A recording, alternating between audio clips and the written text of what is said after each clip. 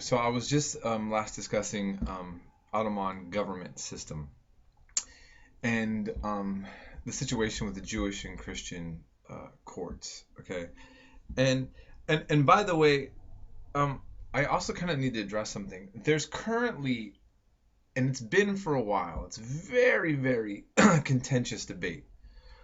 It's a very sensitive topic between Armenians and Turks and the Turkish government now, and this was just brought up on NPR like last week. Um, in the modern centuries, there was this very tragic set of events in which an Armenian genocide took place.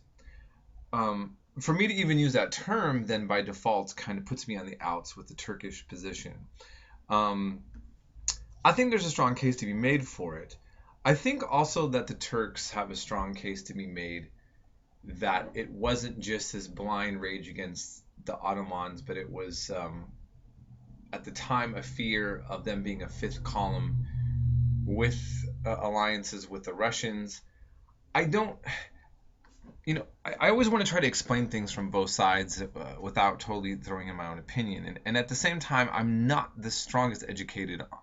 My education on this could be much better. The point is that I want to say is that there is this really sour legacy in which Armenians want the Turks to acknowledge, hey, you guys really did something bad to us on a big, big way. And there were Assyrians involved who also say, by the way, not just Armenians, it was also we Assyrians, just to add to the mix the conversation. And the Turks saying, we will admit that things did not go right, but we cannot give this blanket apology and then not get any acknowledgement for the context in which it happened. And by the way, we're not going to do this because what's going to happen to us? What kind of what's expected of us now if we do this? This kind of the underlying hints at the issues. And then there's just this kind of overlying denial by some groups. Interestingly enough, you would think Israel would be the strongest supporter of the Armenians for acknowledging the Armenian genocide. Historically, they have not been, and it even includes Holocaust survivors such as Elie Wiesel. One of the reasons has been, up until recently, Turkey has been one of the strongest allies of Israel. And so the Israelis, with the whole political culture of the Shoah, of the Holocaust, have actually not been very proactive in helping lend any support or sympathy towards the Armenian claims to a genocide.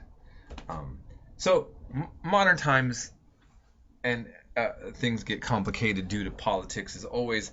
My whole point, though, I wanted to bring up is that, as I've been talking all along, Christian, Muslim, Jewish relations don't have a consistent thing you can pin down, okay?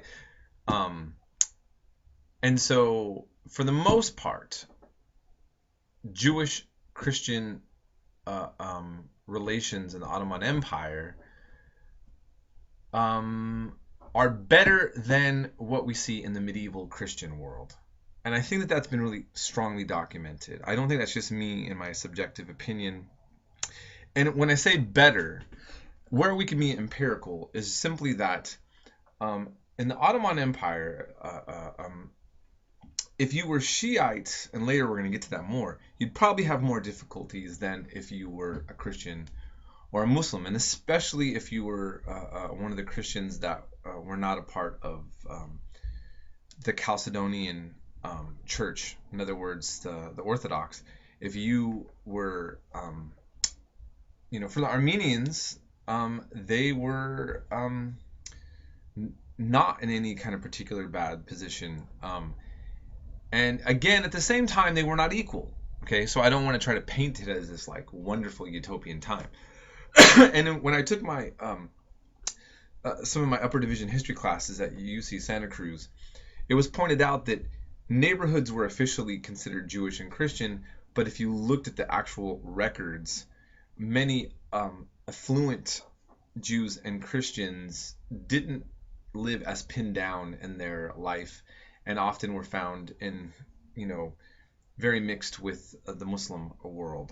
Okay, so I just kind of want to say that there's a lot to be said, but then you had I want to move to this idea of the slave court officials and the janissaries, the devshirme system. This is one of the most interesting, kind of bizarre, and also just, I mean, when we talk about slavery, slavery is definitely always negative.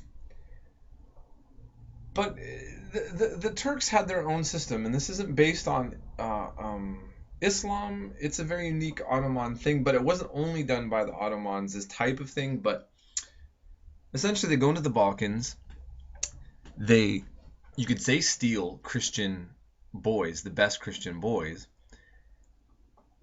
They have to convert to Islam, and then they become the most elite, top elites in the Turkish court for the Sultan. And one of the reasons why he did this is that the Sultan wanted to have men that had no contacts in the court or are in Turkey that could betray him. That these were slaves that owed 100% allegiance to the Sultan. But in return, they lived in luxury and were some of the top officials, some of the top military and the top court officials in the Islamic courts. I mean, he had, so, I mean, imagine if you got kidnapped and you got brought to another country, you had to change your religion, but you're living like a millionaire and you're actually commanding people to listen to you and you have all this authority, but you're 100% under the thumb of the leader. That's not ideal life for me, but at the same time, it's not a normal form of slavery by any means. Later on, they're going to become their own elite class and it's going to kind of go against the whole idea of what they were set up for, and eventually they're going to be eliminated. It's kind of like Return of the Jedi, going after all the Jedis being eradicated by the Empire. They're eventually going to be turned against, but it's an interesting thing. And the devshirme system, this idea of going in and taking these boys, is a complicated history. It's interesting if you want to look it up more on your own. But as a side note, also, I had one of my professors was mentioning that at times, some families were kind of hoping their kids would get picked because it would put them in a better position, while others obviously, they didn't have a choice. And so, there's a certain idea, even taught within Greek schools and so forth, of this kidnapping campaigns. But anyways, it's an important part of the legend of the Ottoman Empire that I needed to mention, for all of its complexities. Okay, moving on from there. The Siege of Vienna in the 16th and 17th centuries, or the siege and then the battle. Well, first of all, Suleiman the Magnificent, he led the siege that expanding into Europe was impossible, but it wasn't clear until then. And then you had another battle of Vienna where the Ottoman lost, and they had to give up Hungary and Transylvania to Austria. All I'm going to say about these two events, which are really important right now, is that, one, it showed just how close Europe could have been to becoming a part of the Islamic world. It also showed that there was no necessary limits to what parts of Europe could have been incorporated into the Islamic world. And here we're talking about Vienna, right? And also this originated in the time of like real Islamic fear or Islamophobia. Now, there's different ways that people can look at all of this.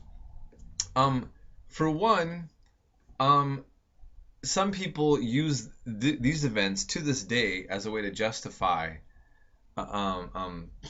hatred towards Islam and talk about it being an aggressive, expanding religion. I want to point out that Christianity was doing the same at the time. That these were two ideologies that weren't that many kingdoms saw that the necessary to expand um, their territories. And so it's natural to see why people would be fearful of Islam. It's natural why to see people will be fearful of the coming of the Christian crusaders and so on. Um, this was the nature of the world at the time. And um, at the same time, you know, this is something that is very significant and remembered much in European history. Okay, the Ottoman Empire was vast, and it was something to be reckoned with, which is why again I've mentioned how important it is. I'm going to stop right here and we'll turn to the next lecture.